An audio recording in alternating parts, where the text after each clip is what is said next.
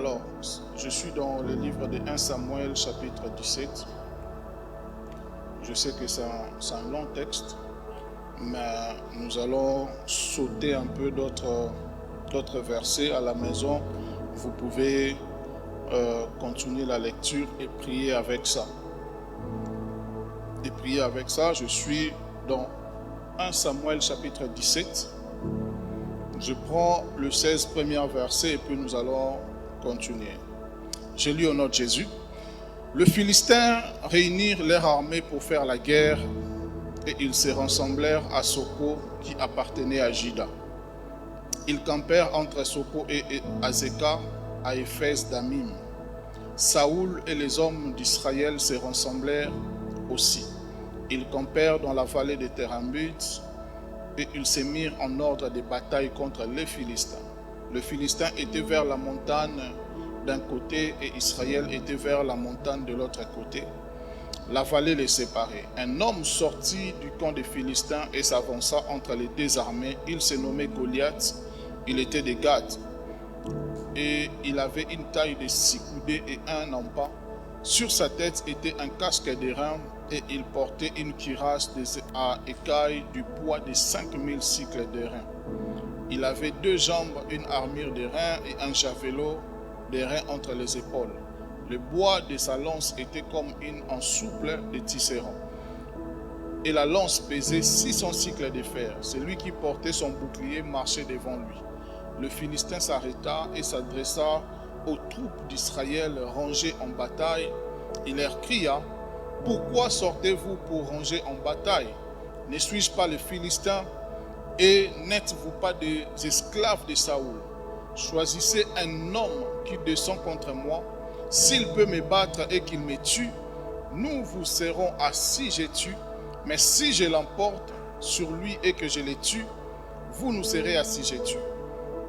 Vous nous servirez. » Le Philistin dit encore: « Je jette en ce jour un défi à l'armée d'Israël. Donnez-moi un homme et nous nous battrons ensemble. » Saoul et tout le peuple d'Israël entendirent ces paroles du Philistin et ils furent effrayés et saisis d'une grande crainte. Or David était fils de cet Éphrasien de Bethléem, Juda, nommé Isaïe, qui avait 8 fils et qui, du temps de Saoul, était vieux, avancé en âge. Les 3 fils aînés d'Isaïe avaient suivi Saoul à la guerre.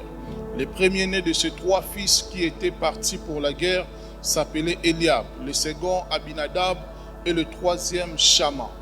David était le plus jeune et lorsque les 3 aînés eurent suivi Saoul, David s'en alla chez Saoul et revint à Bethléem pour faire paître les brebis de son père. Le Philistin s'avançait matin et soir et il se présenta pendant 40 jours. Pendant 40 jours, le Philistin s'est présenté. Je prends 22 à 26. David remit les objets qu'il portait entre les mains du gardien des bagages et courut vers les rangs de l'armée. Aussitôt arrivé, il demanda à ses frères comment ils se portaient. Tandis qu'il parlait avec eux, voici le Philistin de Gath nommé Goliath s'avança entre les 2 armées, hors des rangs des Philistins. Il se tint le même discours que précédemment et David les entendit. À la vue de cet homme, tous ceux d'Israël s'enfuirent devant lui et furent saisis d'une grande crainte. Chacun disait: avez-vous vu s'avancer cet homme? C'est pour jeter à Israël un défi qu'il s'est avancé.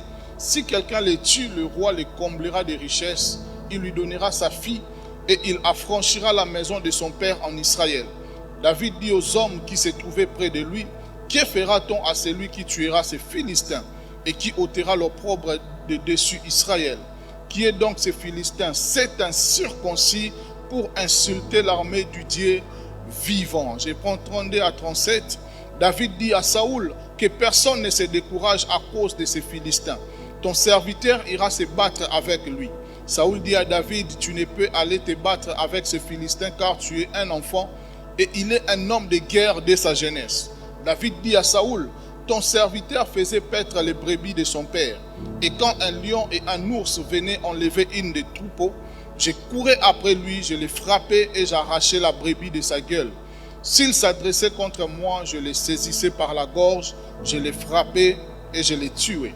C'est ainsi que ton serviteur a terrassé les lions et l'ours, et il en sera du Philistin, de cet incirconcis, comme de l'un d'eux, car il a insulté l'armée du Dieu vivant. David dit encore, l'Éternel m'a délivré de la griffe du lion et de la patte de l'ours, mais délivrera aussi de la main de ces Philistins.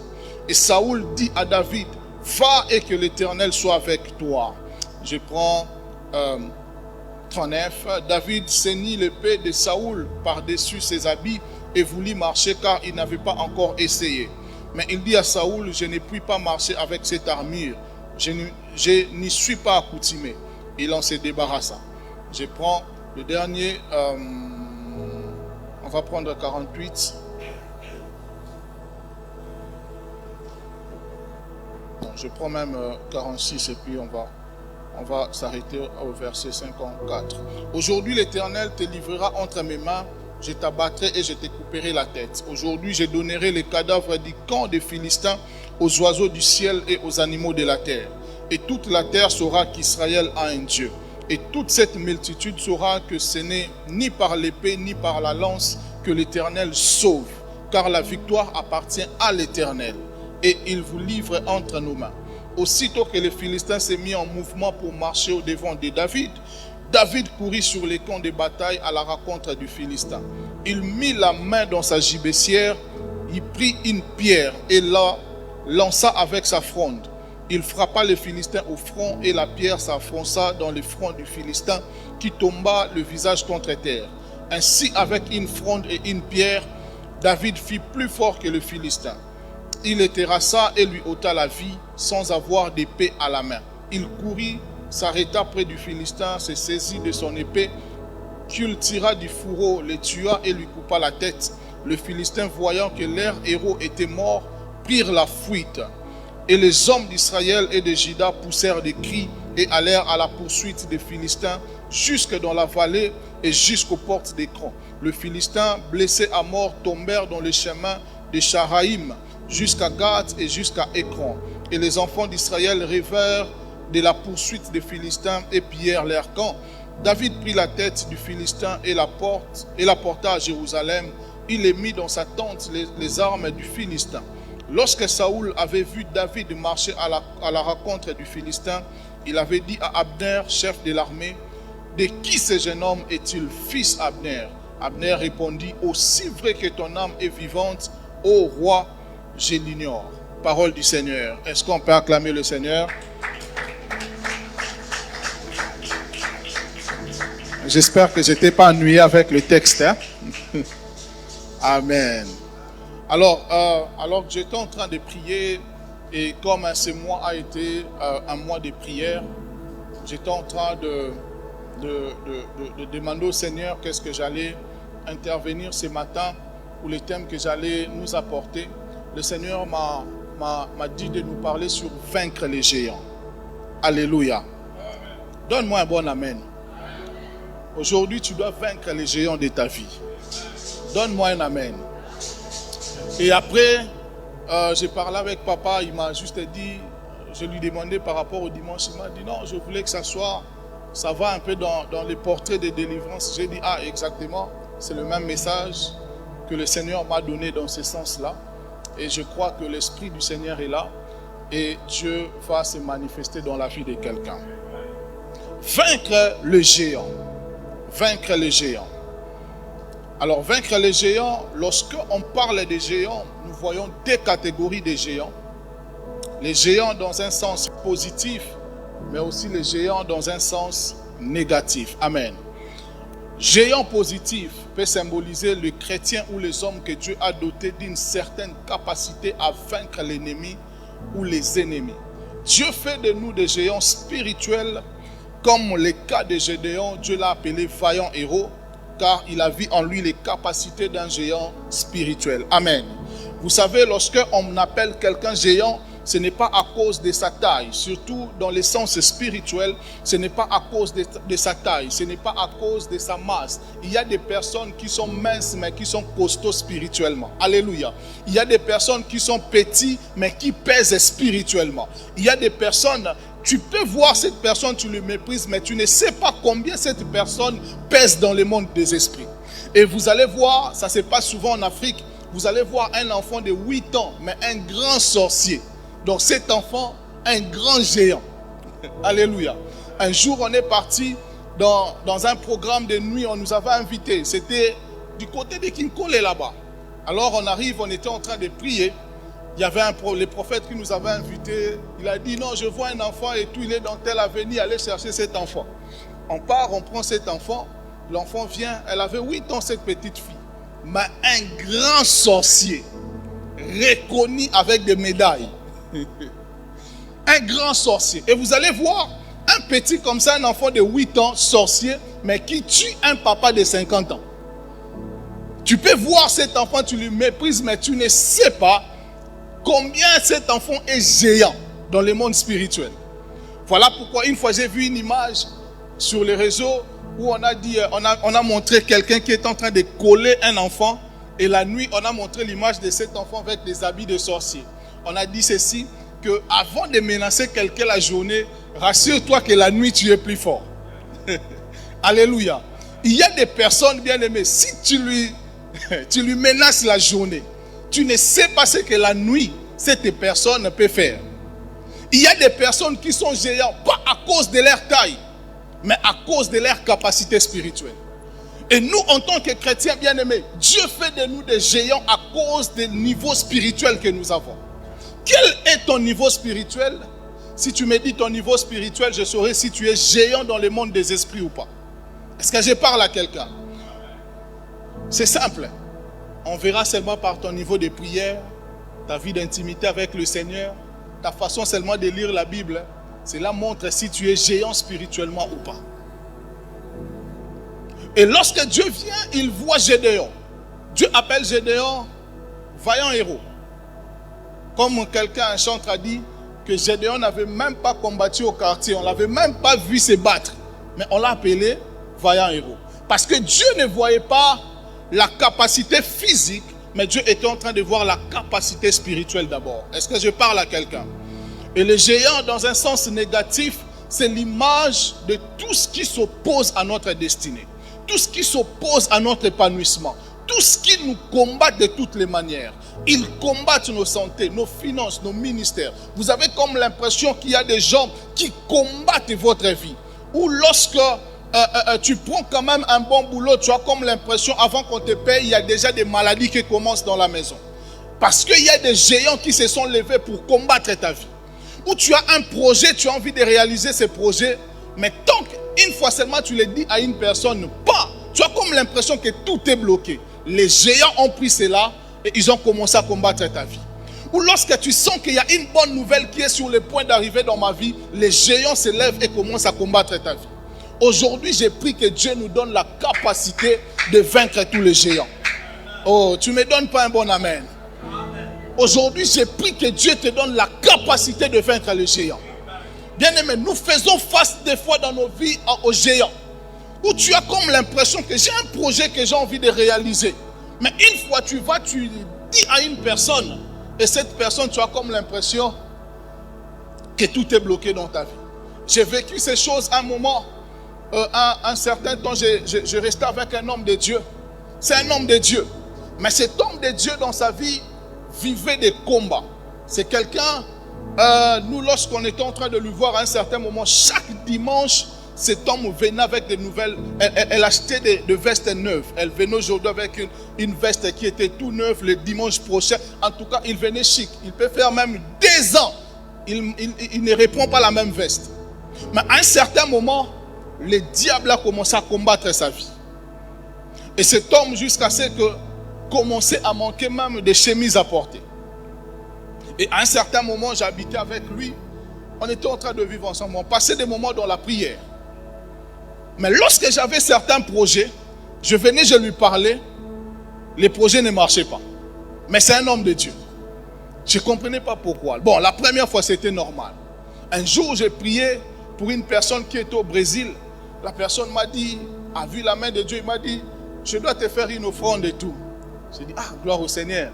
Pendant ce temps-là aussi, comme on dit les Quinois, piaka. Je n'avais rien. Il m'a dit, non, je vais te faire une offrande de $1000. J'ai dit, ah, Seigneur, tu sais comment consoler le cœur de tes enfants. Et je suis allé, j'ai parlé à cet homme de Dieu, je lui ai dit, ah, demain en tout cas on va s'enrichir. Il m'a dit, ah, gloire à Dieu. Bien aimé, la personne était en route pour aller m'envoyer l'argent. Mais arrivé en route, on l'appelle que son père a fait une crise. Du coup, il a pris cet argent, il l'a envoyé à son père. Bon, pour moi c'était normal. J'ai dit, ah non, c'est pas un problème, il faut aider papa et tout ça. Deuxième fois, j'avais un projet. J'ai prié pour une dame qui avait un projet. Il devait signer un contrat avec des Chinois et ça allait rapporter des millions. Alors, on a prié pour ces projets. Dieu a agi. Les Chinois, là, ils ont dit non, on est en train de venir au Congo et tout ça. La dame m'a dit, prophète, il y a ton offrande qui est là. Elle m'a dit, j'étais en train d'hésiter, soit te donner mon véhicule ou soit te donner l'argent, mais j'ai vu l'image de l'argent, donc j'estime la valeur de mon véhicule à l'argent. C'était une somme de $10,000. J'ai dit, Zambé, Tozonginda.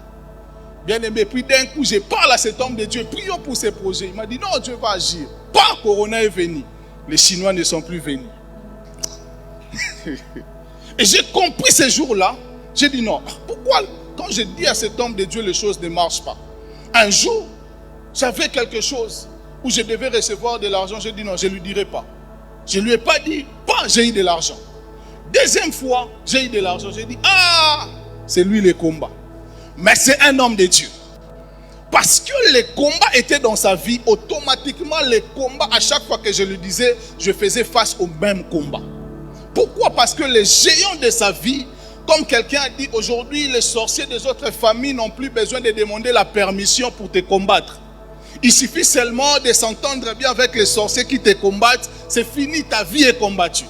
Est-ce que je parle à quelqu'un? J'ai envie de dire à une personne, tu ne sais pas combien tu fais face à des personnes qui te combattent. Tu ne sais pas combien de personnes qui sont derrière ta vie. Voilà pourquoi, bien aimé, s'il faut prier, ne prends pas ta vie de prière à la légère. Est-ce que je parle à quelqu'un? Parce qu'au-delà des géants physiques que tu vois, il y a des géants invisibles que tu ne vois pas. Est-ce que je parle à quelqu'un? Écoutez, Jésus s'approche du fou de Gadara. Il était devant le fou de Gadara. Mais lorsqu'il s'approche, les démons commencent à parler. Jésus leur pose la question, vous êtes combien? Ils disent, nous sommes une légion. Et quand on parle de légion, une légion, ça veut dire 12 000 esprits. Imagine une seule personne, mais combattue par 12 000 esprits.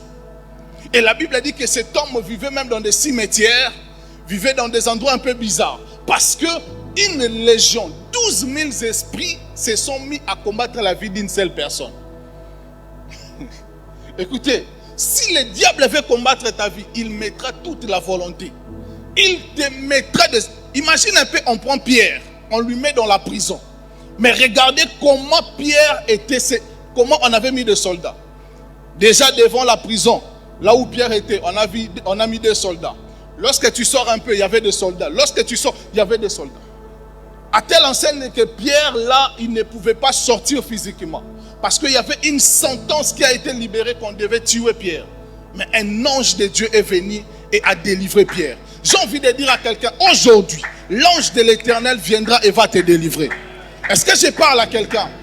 Bien aimé, nous faisons face à des légions des esprits. Nous faisons face à des personnes qui combattent nos vies.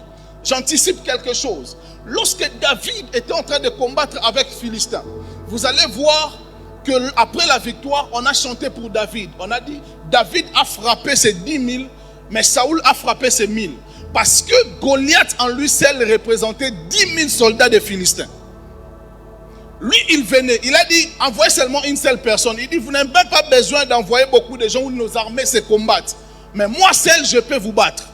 Il dit, envoyez seulement une personne. Parce que derrière lui, il y avait 10 000 soldats. J'ai envie de dire à quelqu'un, bien aimé, tu ne sais pas combien de personnes sont en train de te combattre. Toi, tu vois seulement ton frère te combat, Tu vois seulement tel ami te combat, mais tu ne sais pas derrière lui combien de personnes sont en train de chercher à ta vie. Est-ce que je parle à quelqu'un? Voilà pourquoi s'il faut prier, bien aimé, ne prends pas ta vie de prière à la légère. Est-ce que je parle à quelqu'un? Oh. Alors, nous sommes appelés à vaincre les géants, les forteresses qui combattent nos destinées. Aujourd'hui, je suis en train de prier que le Seigneur Dieu nous donne la capacité de vaincre les géants.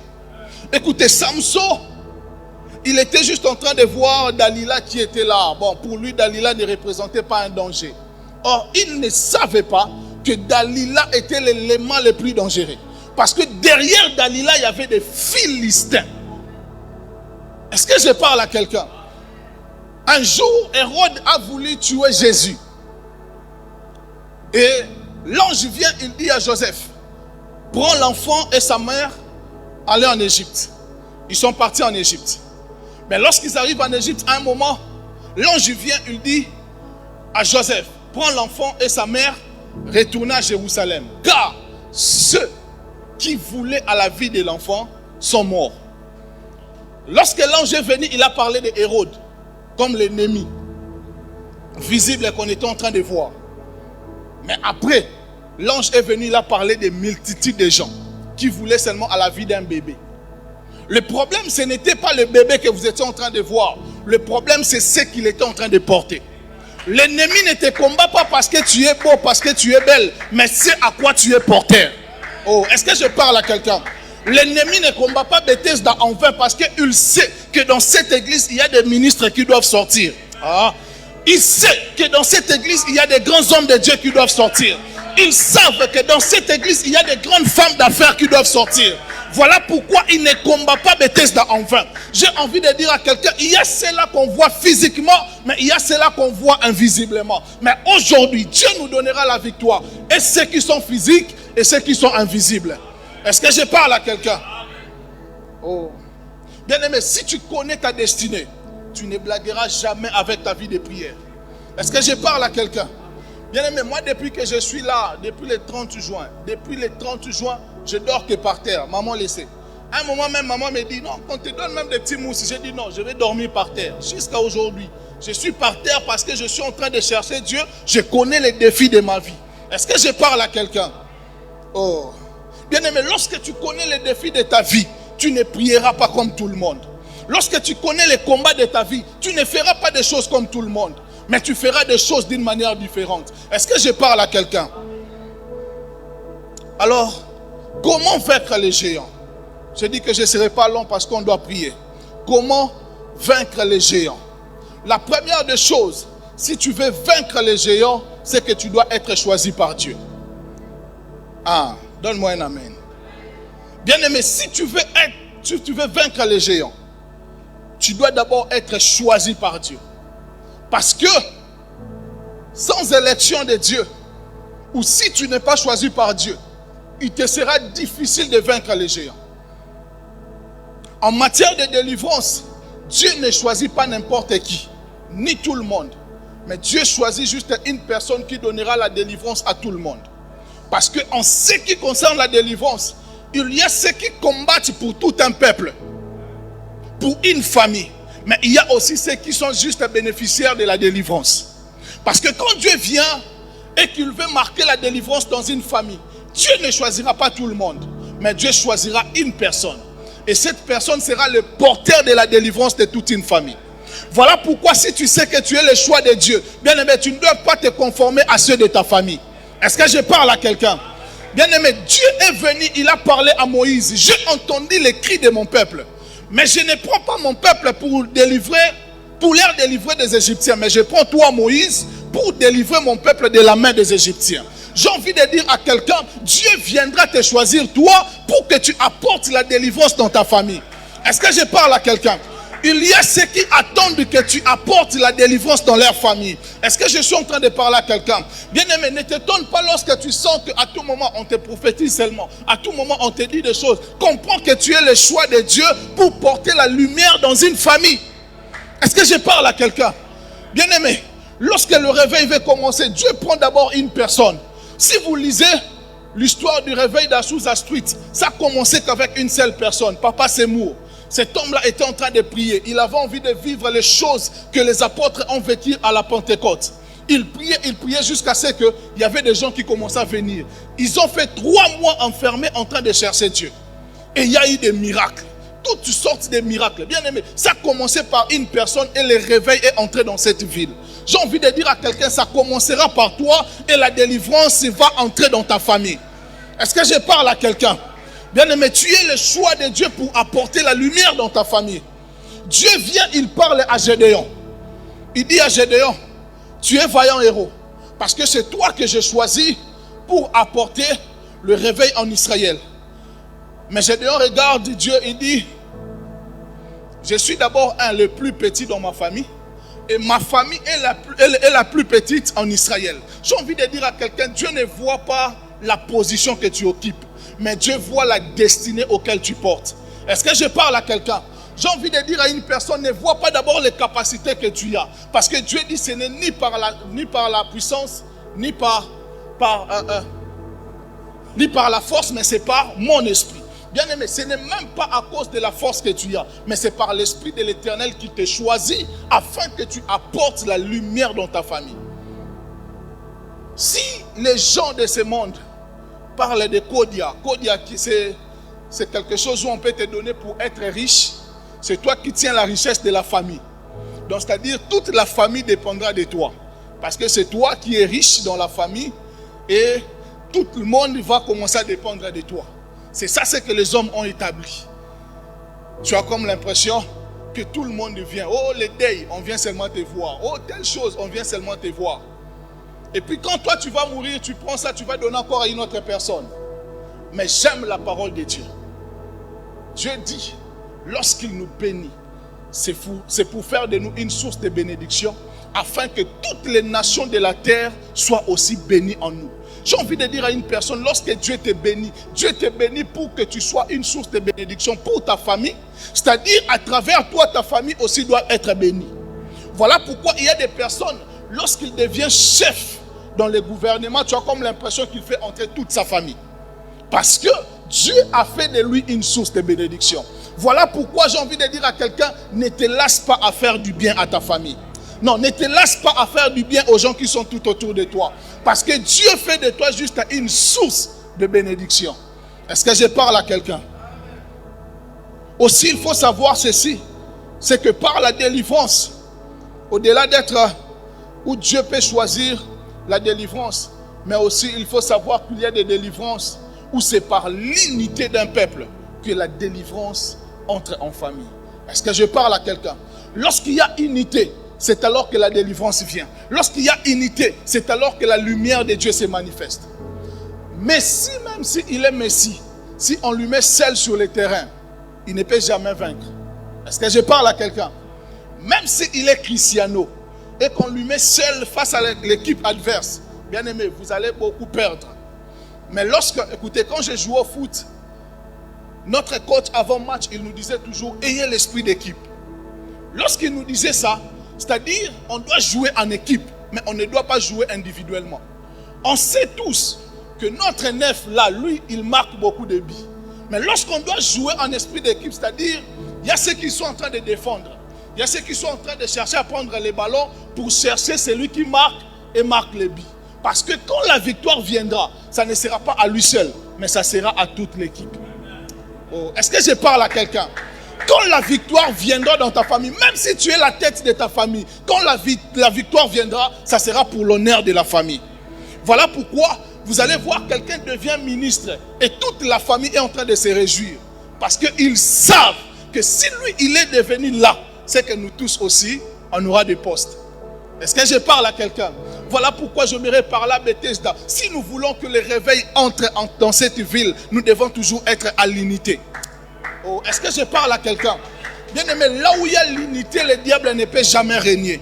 Là où il y a l'unité, le diable ne peut jamais vaincre. Parce que quand il y a l'union, la Bible dit que Dieu répand son huile et la vie en abondance. Est-ce que je parle à quelqu'un? Deuxième chose à savoir si tu veux vaincre l'ennemi, c'est que tu dois désirer avoir l'onction. Oh, dis avec moi l'onction. Tu dois désirer avoir l'onction. L'onction n'est pas que pour des prophètes. L'onction n'est pas que pour des pasteurs. L'onction n'est pas que pour des chantres. Mais l'onction, c'est pour tout enfant de Dieu. Donne-moi un amen. Donne-moi un amen. Voilà pourquoi tu vas voir un protocole en train de prier, demander l'onction à Dieu. Oui, parce que l'onction, c'est pour tout le monde. L'onction n'est pas manifestée que chez les pasteurs, chez des prophètes, mais l'onction de Dieu est manifestée chez tout chrétien. Vous ne pouvez pas vaincre les géants sans l'onction. L'onction te donnera l'assurance, l'autorité pour vaincre les géants. L'onction, par définition, c'est le revêtement du Saint-Esprit qui donne la force et la capacité de remplir un ministère, une fonction, un service ou un don. Lorsque tu as l'onction, bien aimé, tu as l'autorité et tu as toutes les capacités, l'assurance que devant un fait, je vais avoir la victoire. Est-ce que je parle à quelqu'un? Bien aimé, lorsque tu sais que l'onction de Dieu est sur toi, peu importe les défis qui vont se présenter devant toi, tu sais qu'à cause de cette onction, je serai victorieux. Est-ce que je suis en train de parler à quelqu'un? Écoute ceci. Jésus dit ceci dans Luc chapitre 4, le verset 18 et 19. Il dit que l'Esprit du Seigneur est sur moi. Il m'a oint pour annoncer la bonne nouvelle, pour guérir ceux qui sont malades, mais pour délivrer les captifs. Lorsque l'onction de Dieu est sur toi, ça vient toujours pour un but. Dieu ne te donnera pas l'onction pour que cette onction chôme, mais Dieu te donnera l'onction pour que cette onction travaille. Est-ce que je parle à quelqu'un? Bien aimé, si tu as le don de la guérison, ce don n'est pas exercé que pour toi seul, mais ce don est exercé pour le service des autres. C'est-à-dire Dieu t'enverra. Écoute, lorsque tu as l'onction, si tu veux tester que cette onction marche, c'est que Dieu t'enverra aussi les défis. Si tu vois les défis se présenter devant toi, comprends qu'il y a une onction que Dieu t'a donnée pour vaincre et pour terrasser les défis. Est-ce que je parle à quelqu'un? Bien aimé, Jésus dit que l'Esprit du Seigneur est sur moi. Il m'a oint pour. L'onction de Dieu viendra toujours pour un but dans ta vie. Écoute ceci. David, avant l'onction, il n'a jamais raconté Goliath. Il n'est jamais parti dans les champs de bataille. Même son père ne l'avait jamais envoyé. Mais quand l'onction de Dieu l'a localisé, c'est ce jour-là que son père vient et lui dit, viens d'abord, va chercher tes frères. Bien aimé, lorsque l'onction de Dieu descend dans ta vie, ça te donnera l'adresse où il y a les défis à relever. Oh, donne-moi un amen. Lorsque l'onction de Dieu descend dans ta vie, ça te donnera l'adresse exacte là où il y a les défis pour avoir remporté la victoire. Bien aimé, c'est quand Dieu avait des projets de oindre Saoul que Dieu a fait perdre les ânesses de son père. Il y a quelque chose qui doit se perdre aujourd'hui pour que tu fasses la rencontre de ta destinée. Il y a quelque chose qui doit se perdre aujourd'hui pour que tu fasses la rencontre vers ta destinée. Tu es trop dans le confort de la maison de ton père. Dieu doit faire perdre les ânesses parce qu'il y a des choses précieuses que Dieu a prévues pour toi. Est-ce que je parle à quelqu'un? L'onction de Dieu, quand ça vient, c'est pour que ça te fasse rencontrer des choses précieuses que Dieu a prévues dans ta destinée. Est-ce que je suis en train de parler à quelqu'un? David, j'aime une chose. L'onction que Dieu te donne, ce n'est pas pour que tu meurs dans les champs de bataille, mais c'est pour que tu sois roi en Israël. J'ai envie de dire à David, l'onction que Dieu a déposée sur toi, ce n'est pas pour que Goliath te tue. C'est pour que tu sois sur le trône d'Israël. Donc tant que je ne suis pas sur le trône d'Israël, Goliath ne peut jamais me vaincre. Est-ce que je parle à quelqu'un? Bien aimé, cette onction te donnera l'assurance que j'ai l'assurance que Goliath, je vais lui terrasser pour occuper la place que Dieu m'a donnée. J'ai envie de dire à quelqu'un, l'onction de Dieu dans ta vie te donnera la place que Dieu avait déjà prévue en avance pour toi. Est-ce que je parle à quelqu'un? Ce jour-là, Dieu a oint David pour que David relève les défis, qu'il soit le vainqueur de Goliath. Et voilà pourquoi, bien aimé, quand l'onction de Dieu descend dans ta vie, tu auras la révélation de quoi avec qui tu dois combattre. Même si les hommes te donnent leurs armures, tant que Dieu ne te donne pas la révélation de quoi tu dois prendre pour combattre, bien aimé, ne prends pas les armures des hommes. Voilà pourquoi Saoul a voulu donner à David les armes. Il dit, prends, va lui combattre. Il dit, non, moi je ne suis pas habitué à ça. Mais par révélation, David est allé ramasser des pierres. Normalement, quand on voit la masse de Goliath, on se dit, bon, lui là, c'est juste la lance, c'est juste l'épée qui doit le tuer. Mais ce jour-là, David est allé prendre une pierre. Parce qu'il avait la révélation. Lorsque l'onction de Dieu descend dans ta vie, ça te donne la révélation de quoi tu dois combattre avec.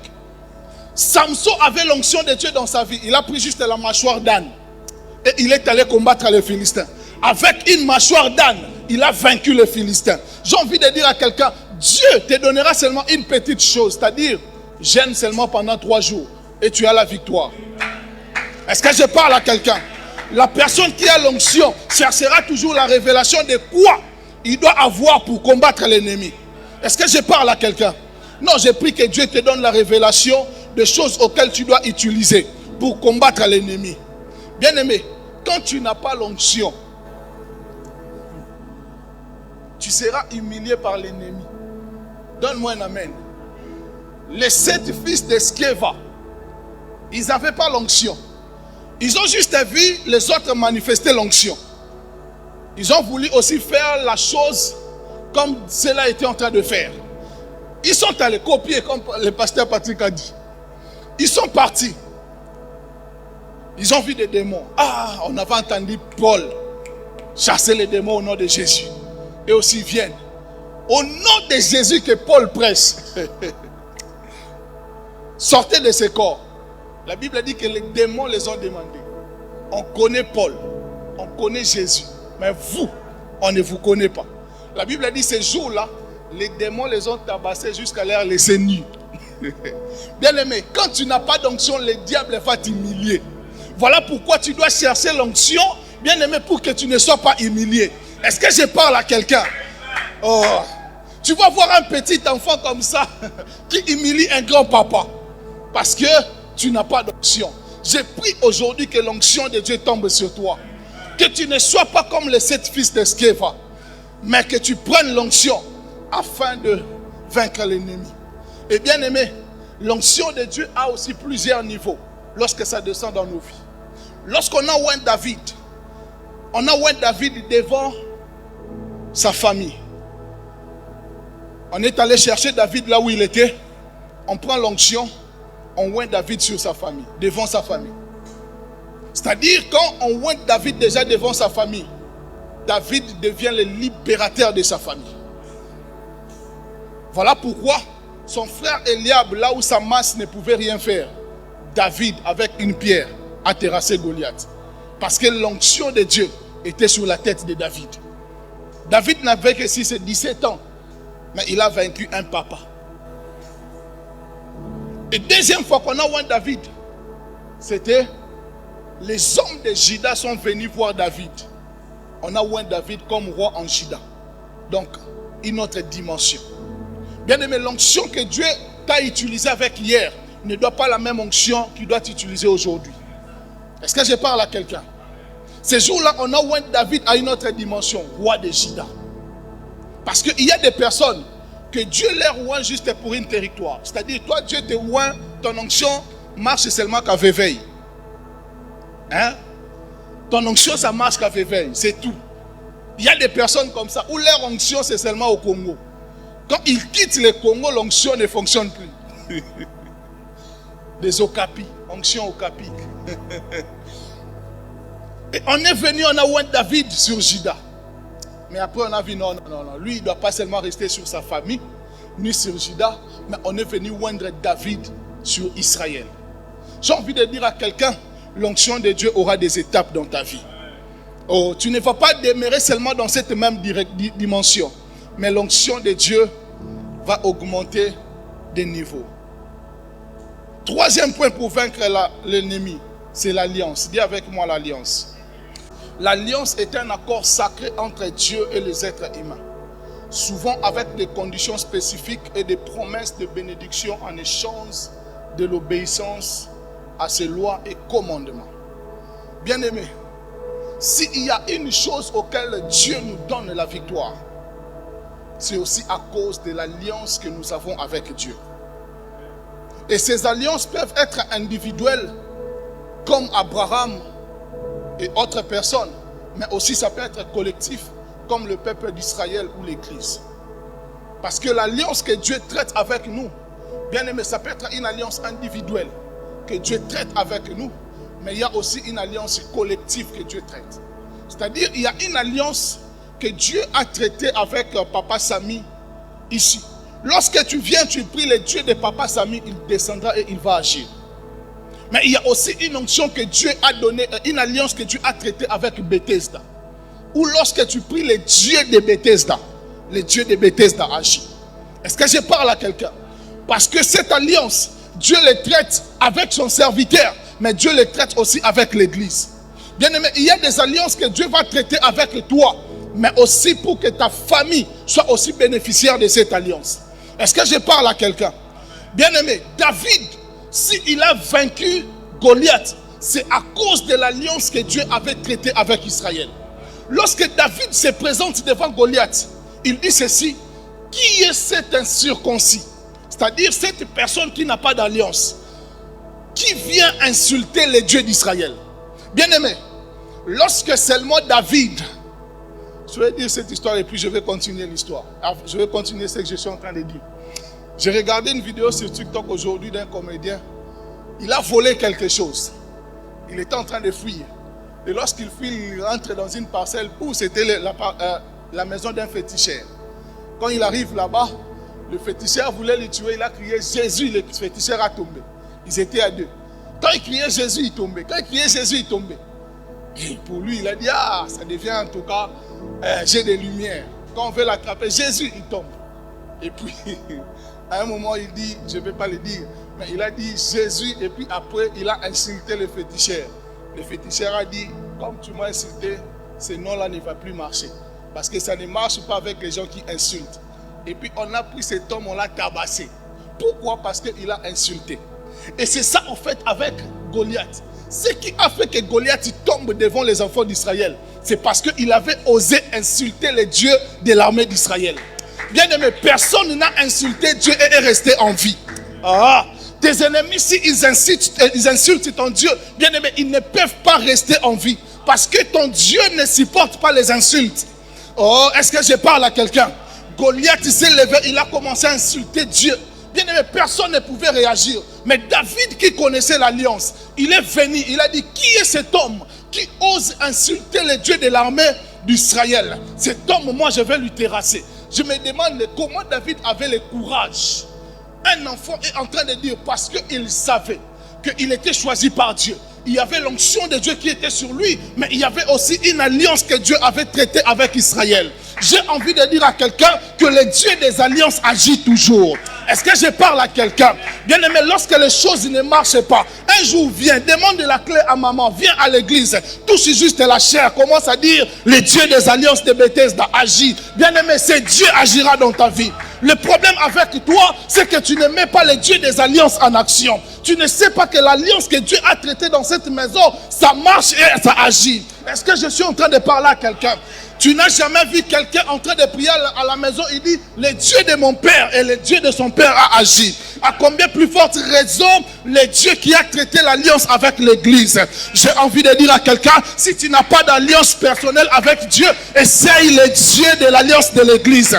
Est-ce que je suis en train de parler à quelqu'un? Si Dieu n'a pas traité une alliance avec toi, bien aimé, essaye de traiter avec le Dieu de l'alliance de Papa Samy. Tu ne sais pas l'onction qui coule en ces lieux. Tu ne sais pas la grâce que Dieu a répandue en ces lieux. Tu ne sais pas l'alliance qui est en train de couler en ces lieux. Bien aimé, j'ai envie de dire à quelqu'un, le Dieu des alliances agit toujours. Est-ce que je parle à quelqu'un? Bien aimé, David s'est levé, il a dit, cet homme, il a insulté le Dieu de l'armée d'Israël. À cause de l'alliance que Dieu a fait, cet homme va être tué aujourd'hui. Et David même est en train de proclamer sur ce qu'il allait faire à Goliath. J'ai envie de dire à quelqu'un, lorsque tu as l'alliance, tu vas proclamer déjà la victoire face à tes ennemis. Oh, David a dit aujourd'hui, je te tuerai, je couperai ta tête et je vais les donner aux oiseaux. Il a déjà proclamé la chute de Goliath. Mais j'aime une chose, c'est que Goliath aussi, comme il n'avait pas l'alliance, lui-même il a proclamé aussi sur sa chute. Il demande à David, il dit, tu viens devant moi avec les bâtons, suis-je un chien? Hey. Un homme géant lui-même, il se diminue au niveau d'un chien. Ah. Parce que les chiens, on lui chasse qu'avec les bâtons. David vient parce qu'il est en train de lui voir un chien. Un chien, c'est celui qui n'a pas d'alliance avec Dieu. J'ai envie de dire à quelqu'un, tes ennemis sont des chiens parce qu'ils n'ont pas d'alliance avec Dieu. Est-ce que je suis en train de parler à quelqu'un? Il a dit, suis un chien pour que tu viennes avec les bâtons. Et David, il lui a dit, toi, tu es venu avec des armures. Tu es venu avec tes armes, mais moi je viens au nom de l'Éternel des armées. J'ai envie de dire à quelqu'un, combat tes ennemis avec le nom de l'alliance de Dieu. Oh, est-ce que je parle à quelqu'un? J'ai envie de dire à une personne, quelle est l'alliance que Dieu a traitée avec toi? Si tu n'as pas cette alliance, bien aimé, fais recours à l'alliance de cette maison. Est-ce que je parle à quelqu'un? Oh, bien aimé, un jour, à un certain moment, j'avais comme l'impression que les choses ne marchaient pas. Un jour, je suis allé à l'église, j'ai touché la colonne, j'ai dit à Dieu, quand on était en train de construire ce temple, j'avais donné mon argent. Ce jour-là, bien aimé, à l'université, on devait brancher. Amen. Hein? On devait brancher. Parce qu'on nous avait dit qu'il y avait des échecs et tout, on doit brancher. Alors, on nous a demandé $50. J'ai dit, ah, moi aussi j'avais $50. Et ce jour-là, je ne sais pas si c'était l'erreur, j'ai amené cet argent à l'église. Et quand je pars, il y avait un pasteur qui prêchait. On parlait sur la construction, il a prêché, les gens étaient tellement touchés. J'ai vu des gens venir semer des véhicules. Il y avait une maman à l'église qui a semé même sa parcelle. Aujourd'hui, même cette parcelle est même l'une de nos extensions. Amen. Que Dieu nous donne des personnes comme ça ici à l'église. Et ce jour-là, j'ai pris mes $50. J'ai dit, Seigneur, j'accepte de brancher chez toi que de brancher chez les hommes. J'ai donné, j'avais des larmes. Bien aimé, on nous a dit qu'il y avait des échecs graves. Et quand on nous a appelé qu'on était en train de proclamer, il y a un ami qui m'a appelé. On est en train de proclamer ici, il y a beaucoup d'échecs. Je lui ai dit, moi, j'ai traité l'alliance avec les dieux de mon église. Quelques minutes, cet ami me rappelle, il dit, j'ai entendu, on a cité ton nom. Je suis rentré chez moi à la maison. Sans même confirmer, j'ai appelé déjà ma famille, je leur ai dit, j'ai réussi. Et le lundi, quand je suis parti, j'ai vu mon nom. Pourquoi? Parce que j'avais mis les dieux des alliances en action. J'ai envie de dire à quelqu'un, mets les dieux des alliances en action. Et ce Dieu agira dans ta vie. Que Dieu bénisse sa parole. Est-ce qu'on peut acclamer le Seigneur?